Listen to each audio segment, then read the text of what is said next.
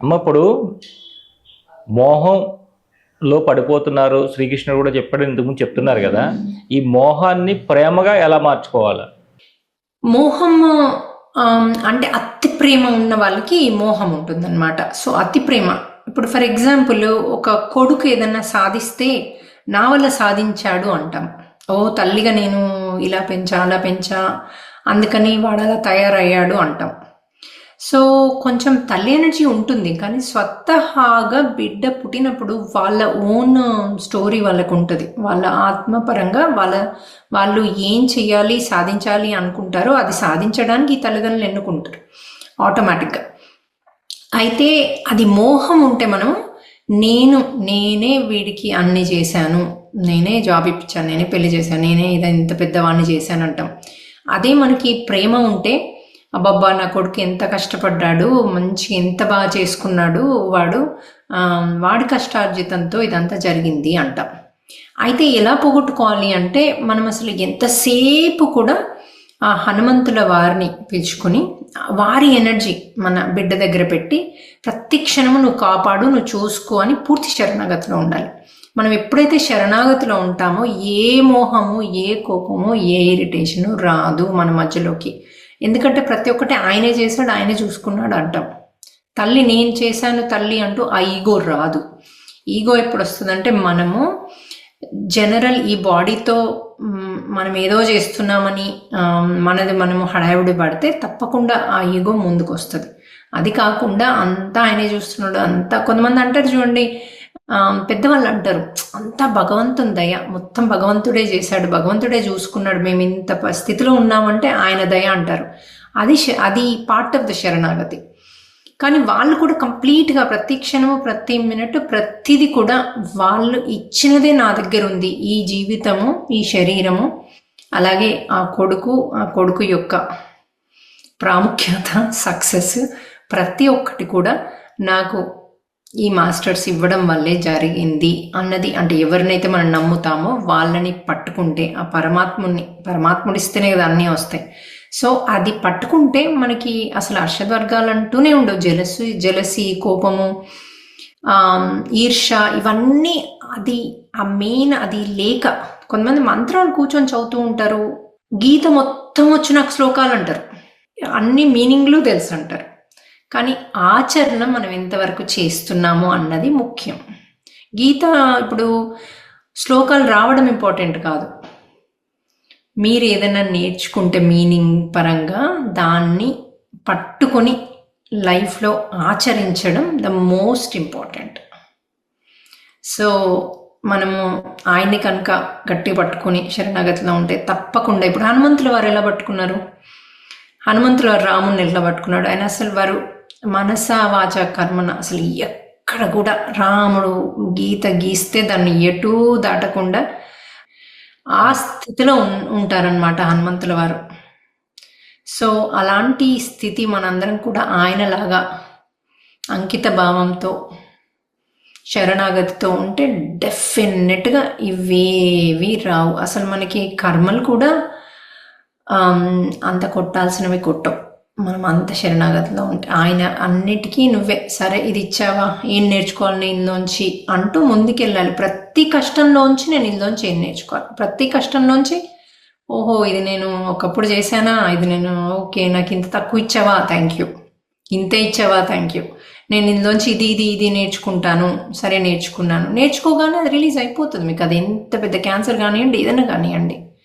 ఇంకా మందులు ఇవన్నీ ఎక్స్టర్నల్గా అది వేరే విషయం. అవునమ్మా, అవునమ్మా. ఇప్పుడు మనం కళలో అధర్మ కర్మలు చూసుకున్నాం, అయితే వాటి నుంచి మనం ఏం తెలుసుకోవాలా, ఎలా రిలీజ్ చేసుకోవాలి అధర్మ కర్మల్ని? ఇప్పుడు మనకు ఒక బాధ వచ్చింది, అది ఫైనాన్షియల్గా కావచ్చు, లేకపోతే హస్బెండ్ వైఫ్ మధ్యలో కావచ్చు, డివోర్స్ దాకా వెళ్ళొచ్చు, కంపల్సరీ అది కర్మే ఉంటుంది డివోర్స్ దాకా వెళ్ళిందంటే. అయితే మనం అనుకున్నట్టు ఈ సరికాని ఎనర్జీస్ కూడా కర్మ వల్ల వచ్చే ఛాన్సెస్ ఎక్కువగా ఉంటాయి. ఒకప్పుడు మనం చేసింది వాళ్ళు ఆత్మహత్య చేసుకోవడం వల్ల, ఇంకో వల్ల వాళ్ళు దయంగా మారి ఇప్పుడు మనం ఆ కర్మ అనుభవిస్తున్నాము అంటే అవి ఎనర్జెటికల్గా మనం ఇక్కడ ఉన్నామని తెలిసి అవి వచ్చి అవి బాధ పెడుతూ ఉంటే ఇటు మన కర్మ బాధ పెడుతూ ఉంటాయి.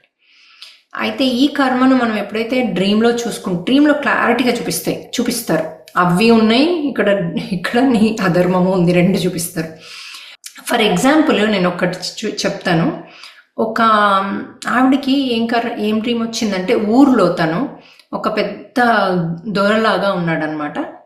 అయితే ఆయన అందరినీ అమ్మాయిలని హింసిస్తున్నాడు. అది కూడా ఎత్తుకొచ్చి వాళ్ళకి సరిగ్గా ఫుడ్ పెట్టక శారీరకంగా వాళ్ళని కష్టపెట్టి ఇంకా వాళ్ళకి గతి లేక ఆత్మహత్య చేసుకుంటున్నారు, లేకపోతే ఆయన పెట్టే బాధలకు చనిపోతున్నారు. వాళ్ళందరూ కూడా ఆత్మలుగా ఉండిపోయారు ఇక్కడే. ఎర్త్ బౌండ్ స్పిరిట్స్ అంటాం మనం వాటిని. ఉండిపోతే అవి ఇప్పుడు ఆవిడ్ని పిక్కు తింటున్నాయి. ఆవిడకి మనశ్శాంతి లేదు, అటు హస్బెండ్తో ప్రాబ్లమే, అత్తమామ, అటు అమ్మ నాన్న, అసలు ఎక్కడ కూడా ఆవిడకి లేదన్నమాట ప్రశాంతత. సో కళ చూసుకున్నాక ఆవిడకి అర్థమైంది, బాబోయ్ ఇంతమంది ఉమెన్ని నేను సఫర్ చేశానా, అసలు నేను ఇప్పుడు గోత్రూ అయ్యేది నథింగ్ అని. అసలు ఫస్ట్ మనకు ఆ రియలైజేషన్ వస్తుంది ఎప్పుడైతే డ్రీమ్ చూస్తామో. ఆ రియలైజేషన్ రాగానే కొంచెం కర్మ రిలీజ్ అయిపోతుంది. ఎందుకంటే ఆ మెయిన్ అది రియలైజేషన్ అవసరం. ఏది, నేను ఎంతో చేస్తే నాకు కొంచెం వచ్చింది అన్నది, నేనే చేసింది నాకు వచ్చింది అన్నది కూడా ఇంపార్టెంట్. ఈ రెండిట్లో లేం కదా మనం, ఫస్ట్ అవి అర్థమవుతాయి. నెక్స్ట్ ఒక్కొక్కరిని మనం ఎవరెవరినైతే డ్రీమ్లో చూసామో వాళ్ళందరినీ ఆత్మకు పిలుచుకొని సారీ చెప్పి, నన్ను క్షమించమ్మా, నిన్ను ఇంత కష్టపెట్టాను, నాకు ఇప్పుడు ఉన్నది చాలా తక్కువ, నన్ను క్షమించు అంటూ అడుగుతూ మనం కనుక దాన్ని రిలీజ్ చేసుకోగలిగితే, వాళ్ళు మనల్ని క్షమిస్తే ఆటోమేటిక్గా ఇక్కడ ఉన్న కష్టం మనకి రిలీజ్ అయిపోతుంది. అంటే ఇప్పుడు చాలా వరకు కూడా తల్లిదండ్రుల కంప్లైంట్ ఏముంటుందంటే, మా పిల్లల్లో కాన్ఫిడెన్స్ లెవెల్స్ తక్కువ ఉన్నాయండి, ప్రతి విషయానికి భయపడుతుంటాడు, దేనికి ముందుకు వెళ్ళడు, ఇలా రకరకాలు చెప్తుంటారు. ఎందుకంటే మీరు పిల్లల పెంపకం పెద్దల బాధ్యత ఒక పుస్తకం రాశారు కాబట్టి మిమ్మల్ని ఈ ప్రశ్న అడగవలసి వస్తుంది. ఇట్లా కాన్ఫిడెన్స్ లెవెల్స్ బాగా తక్కువగా ఉండి ప్రతిదానికి భయపడుతున్నాడు, వీళ్ళు ఎంత పుష్ చేసినా ముందుకు వెళ్ళట్లేదు అన్న వాళ్ళని మనం ఏ విధంగా ట్రీట్ చేయాలి, వాళ్ళల్లో ఆ కాన్ఫిడెన్స్ లెవెల్ ఏ విధంగా బిల్డ్ చేయాలి, దానికోసం ఏదైనా ధ్యానం అది చేయించాలా, లేదు ఆ విధంగా ఉండడానికి కారణం ఏమై ఉంటుంది? కారణం సరికాని ఎనర్జీస్ ఉండొచ్చు మోస్ట్లీ. ఎందుకంటే భయాలు అంటేనే కొంతమంది చీకట్లోకి వెళ్ళాలంటే భయపడతారు, రూమ్లోకి వెళ్ళడానికి భయపడతారు, ఒంటరిగా స్నానం చేయలేరు పిల్లలు. సో ఇవన్నీ కూడా డెఫినెట్గా సరికాని ఎనర్జీసే. మనకు అంతకుముందు చాలా కేసెస్ ఉన్నాయి ఇలా. ఇప్పుడు వాళ్ళు మన వాలంటీర్స్గా అయ్యి వాళ్ళ పిల్లలు కూడా వాలంటీర్స్ అయ్యి ఇప్పుడు చీకట్లో వెళ్తున్నారు, ధైర్యంగా ఉన్నారు. ఎందుకంటే ఈ సరికాని ఎనర్జీస్ని మనము ఈ రిట్రీట్స్ ద్వారా రిలీజ్ చేసాము. అలాగే మనకి ఇప్పుడు హనుమాన్ హీలింగ్ అని ఉంది, దాని వల్ల కూడా మనం వాళ్ళ ఇంట్లోనే ఉండి జూమ్లో రిలీజ్ చేయొచ్చు. ఒక 20-30 మంది ఎనర్జెటిక్గా వాలంటీర్స్ ఉండి అందరం కలిసి హనుమంతుని ధ్యానంతో రిలీజ్ చేయొచ్చు. అది ఇప్పుడు ద బెస్ట్ లేటెస్ట్ మనకి ఇచ్చిన టెక్నాలజీ హనుమంతుల వారు ఇచ్చింది. AI టెక్నాలజీ అంటాం మేము దాన్ని. ఎందుకంటే మీరు అంతకుముందు జన్మల్లో ఏం చేశారో ఒక 5-6-10 జన్మల దాకా ఈజీగా మీరు చూసుకోవచ్చు ఆ ఎనర్జెటిక్ మెడిటేషన్తో. అదే సెషన్లో అది ఒక 2-2.5 hours జరుగుతుంది. అంటే మనము అంటాం చూడండి పాస్ట్ లైఫ్ రిగ్రెషన్ అని, ఇది అలాగే పాస్ట్ లైఫ్ రిగ్రెషన్ లాగానే. కానీ పాస్ట్ లైఫ్ రిగ్రెషన్లో చేయించినప్పుడు ఒక్కటే వాళ్ళు చూడగలుగుతారు.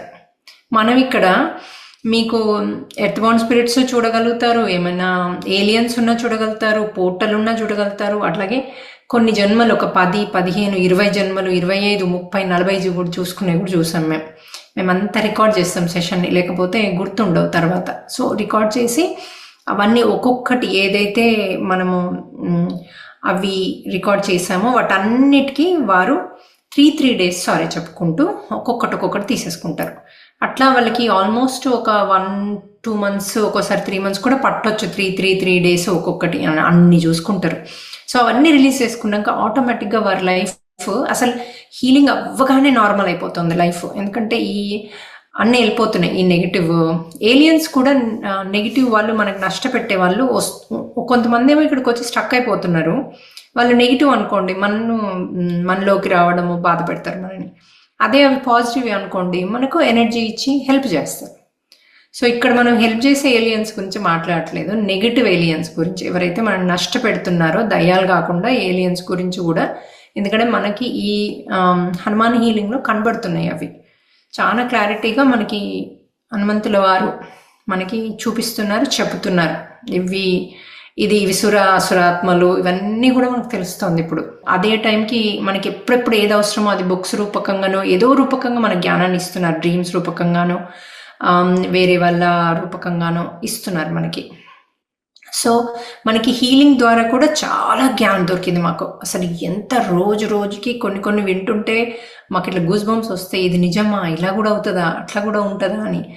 కొన్ని శరీరాలలో ఇప్పుడు ఒకరు కర్మ రిలీజ్ చేసుకుంటారు చూడండి, రిలీజ్ చేసుకుంటే ఒక్కోసారి అక్కడ ఆత్మ మార్పిడి కూడా జరుగుతుంది. అంటే ఒక వ్యక్తి బాగా తాగుతూ తింటూ వైఫ్ని బాగా కొడుతూ సతాయించుస్తున్నాడు అనుకోండి, ఇప్పుడు ఈవిడ తన కర్మ చూసుకుంది, అవన్నీ రిలీజ్ చేసుకుంది 3 monthsలో. ఒక్కోసారి వారిలో ఉన్న ఆత్మ రిలీజ్ అయిపోయి ఇంకో కొత్త ఆత్మ వస్తుంది. ఎవరైతే ప్రశాంతంగా ఉండి బాగా ప్రేమ అంతకుముందు జన్మలలో ఉండి ప్రేమ ఇచ్చే సోల్ ఉంటుంది కదా, ఆ సోల్ మార్పిడి కూడా జరుగుతుంది. ఇట్లా మాకు ఈ చేస్తూ ఉంటే మాకు ఒక్కొక్కటి చూపిస్తూ ఉంటే మేము అమ్మో ఇది ఇమ్మోర్టల్ టాక్స్ ఆఫ్ హనుమాలో కూడా ఈ సోల్ మార్పిడి గురించి చెప్తారు. ఇలా జరుగుతుంది, మనము పుట్టాక కూడా ఎన్నోసార్లు సోల్ మార్పిడి జరగవచ్చు, అది మనకు తెలియకుండానే జరిగిపోతుంది అని చెప్తారనమాట. సో పుట్టినాక కూడా ఒక్కోసారి న్యూ బోర్న్ బేబీ ఎప్పుడైతే పుడుతుందో ఒక్కోసారి చూడండి మనకు కొన్ని మినిట్స్ వరకు ఏడుగురు బేబీ కొడుతున్నా ఏం చేస్తున్నా ఒకసారి ఐసీయూలో పెట్టాల్సి వస్తుంది. అక్కడ సోల్ మార్పిడి జరుగుతుంది అనమాట. ఎందుకంటే అది పుట్టేటప్పుడు సడన్గా ఆ సోలు పుట్టాక కూడా నేను ఇప్పుడు జన్మ తీసుకోను అని ఒక్కోసారి సోలు బ్యాక్ ఆఫ్ అవుతుంది. అంటే ఎక్కువ కర్మలు సెలెక్ట్ చేసుకుంది అట్లా అనుకోండి, అప్పుడు వెళ్ళి అప్పటిదప్పుడు ఇంకొక సోల్ని ప్రిపేర్ చేసి మాస్టర్స్ పంపిస్తారనమాట. సో ఈ లోపల అక్కడ ఏడుపు రావడం ఉండదు. ఒకసారి వచ్చి మళ్ళీ నేను వెళ్ళిపోతాను అని చెప్పేసి నిద్రలో మార్పిడి కూడా జరుగుతుంది. అట్లా అసలు ఒక బేబీ జన్మ తీసుకునే లోపల ఎన్నో జరగవచ్చు. మనకి ఇవన్నీ కూడా తెలియని రహస్యాలు. ఇవన్నీ ఇప్పుడు మనకి ఎందుకు మరి తీసుకొచ్చి మనందరికి హెల్ప్ చేస్తున్నారు అన్నది తెలియదు కానీ, బట్ హనుమంతుల వారు మటుకు తప్పకుండా ఇప్పుడు మనందరినీ కూడా స్పిరిచువల్గా బాగా పైకి తీసుకెళ్లాలనే ఉద్దేశం మటుకు కనిపిస్తుంది ఇప్పుడున్న యుగంలో, ఇప్పుడున్న పరిస్థితులకి. మేబీ సత్యయుగం రాబోతుందా, అందుకోసం హెల్ప్ చేస్తున్నారా, ఆ క్వశ్చన్ అయితే అడగలేదు ఎందుకు అని. బట్ ఇప్పుడైతే మార్పు కొత్త, అంటే ఈ సంవత్సరం 2026లో న్యూ కొత్తదనాన్ని మీరు చూస్తారు అన్నది మాకు కంటిన్యూస్గా మటుకు మెసేజ్ వస్తుంది. మీరు కొత్తదనం రావాలి, వస్తుంది, కొత్తదనాన్ని చూస్తారు, ప్రతిదీ మారుతుందంట. ఈవెన్ మనం బిజినెస్ చేసే విధానం కాదు, మనము లైఫ్ స్టైల్ కాదు, ప్రతిదీ మారాల్సిందే, మారుతుంది అన్నది చాలా క్లారిటీగా మనకి ఇన్ఫర్మేషన్ వచ్చిందనమాట. అది యుద్ధాలు జరుగుతాయా, ఇది అవుతుందా, అది అవుతుందా అన్నది మనం అడగము, మనకు అది అవసరం లేదు కూడా. సో వారు చెప్పినట్టు మనం చేస్తూ వెళ్తున్నాం అంతే. మనకి ఫ్యూచర్ ఏమవుద్ది, ఫ్యూచర్ ఏంటి, ఇదంతా మనకి నాకైతే టైం వేస్ట్ అనిపిస్తుంది అలాంటివి అడగడం. ఎందుకంటే మనం ఉన్నన్ని రోజులు ఉంటాము, పోయే రోజు పోతాము, దానికి అడిగి చేసి యుద్ధం వచ్చినా అందులో మనం ఉంటామా లేమో తెలియదు కదా మనకి. సో ఇవన్నీ భయపెట్టటాలు, ఇప్పుడు చాలామంది మీడియా భయపెట్టడానికి కూడా చాలా, ఇప్పుడు లాస్ట్ ఇయర్ 2025లో ఈ తుఫాన్ వస్తుంది, ఆ సునామీ వస్తుంది, మొత్తం మంది చచ్చిపోతారు, ఇది అది ఎన్ని చెప్పలేదండి. మళ్ళీ వాళ్ళే వచ్చి ఇప్పుడు 2026లో సేమ్ రిపీట్ చేస్తున్నారు. ఇవన్నీ నెంబర్ ఆఫ్ వ్యూస్ పెరగడానికి చేసే పనులు తప్ప మనని ఇప్పుడు దాంతో ఏమవుతుంది, పాపం వీళ్ళందరూ సామాన్య ప్రజలు భయపడుతున్నారు. ఇప్పుడు H1 అని, ట్రంప్ అని, అసలు అమెరికాలో జరిగేది ఒక స్టోరీ, ఈ మీడియాలో చూపించేది ఒక స్టోరీ. దాంతో పాపము ఈ H1 ఉన్న వాళ్ళు, లేని వాళ్ళు, వాళ్ళకి అన్నెసరీ బ్లడ్ ప్రెషరు, షుగర్లు, రోజు వాళ్ళు మంచి హ్యాపీగా దోస్తులతో తిరిగేటోళ్ళు, అదే స్ట్రెస్తో మాటలు, ఇంకా అందులోంచి పాపం రాలేకపోతున్నారు. ఇది ఇంత స్ట్రెస్ ఇస్తే ఇప్పుడు మీడియాకైనా అది వాళ్ళకి ఎంత వర్త్, వాళ్ళకి అది పెరుగుతున్నాయేమో, టెంపరీగా డబ్బు వస్తుందేమో, బట్ దాని ఎనర్జీస్ మళ్ళీ వాళ్ళకే రావా, వస్తాయి. సో ఎవరైనా కూడా మీడియా వాళ్ళు, ఇప్పుడు యాక్టర్స్ కూడా వాళ్ళు అద్భుతమైన పొద్దున్న లేస్తే మేము నిమ్మకాయ రసం తాగుతాం, అది చియా సీడ్స్, ఫ్లాక్స్ సీడ్స్ అంటారు కదా, మళ్ళీ అడ్వర్టైజ్మెంట్స్కి వచ్చి మూవీస్లో సిగరెట్లోంచి దిగరు వాళ్ళు, తాగడంలోంచి దిగట్లేదు ప్రతిసారి. అలాగే అడ్వర్టైజ్మెంట్స్ కూడా కోక్ అని అన్ని సరికానిస్తున్నారు డబ్బుల కోసం. అది ఎంత కరెక్ట్? వాళ్ళకున్న డబ్బుకి ఈ చిన్న అమౌంట్ ఏ మూలకు వస్తుంది? ఆ సిగరెట్ పట్టుకుంటే ఒక కోటి ఇస్తాడేమో, వాళ్ళకున్న వేల కోట్లల్లో ఒక కోటికి ఏం డిఫరెన్స్? మనం యూత్కి మంచి ఎగ్జాంపుల్ ఇవ్వాలి, వాళ్ళందరినీ అందరు బాగుండాలని ఒక్క తలంపు వాళ్ళకు ఉంటే ఇవి నో చెప్తారు కదా. నో చెప్తే ఇంకా ఆటోమేటిక్గా అలాంటి కంపెనీస్ చెయ్యవు కదా, ఎందుకంటే యూత్ అంతా ఇప్పుడు సిగరెట్స్లో ఉంది. ఇప్పుడు అమెరికన్స్ కూడా అదే చెప్తున్నారు, ఇండియాలో సిగరెట్ ఎక్కువ అయింది కదా ఇప్పుడు, మొత్తం వరల్డ్ వైడ్ ఇండియాలో చాలా పెరిగిందంట. మరి పెరగదా? లాస్ట్ 10-15 ఇయర్స్ నుంచి, నేను చిన్నప్పుడు అయితే ఏ మూవీలో కూడా హీరో సిగరెట్ పట్టంగా చూడలే నేను. ఇప్పుడు హీరోయిజం అంటేనే సిగరెట్లోంచి దిగట్లే. మొన్న వచ్చిన కొత్త మూవీలో అంత ఉండి వాళ్ళకి ప్రతి సీన్కి ఒక కొత్త సీను, బెస్ట్ సీను అంటే సిగరెట్ పట్టుకొని, అది అయ్యో ఇంకేదో ఆ డ్రింక్ తాగడానికి కూడా ఒక మంత్రము, అందులో ఒక మంత్రం కూడా ఇచ్చాడు. అయ్యో అనిపించింది నాకు, ఇంత మంచి మూవీని మీరు యూత్ని ఇలా చేస్తున్నారు, అది ఎంత తప్పు అసలు చేసేది.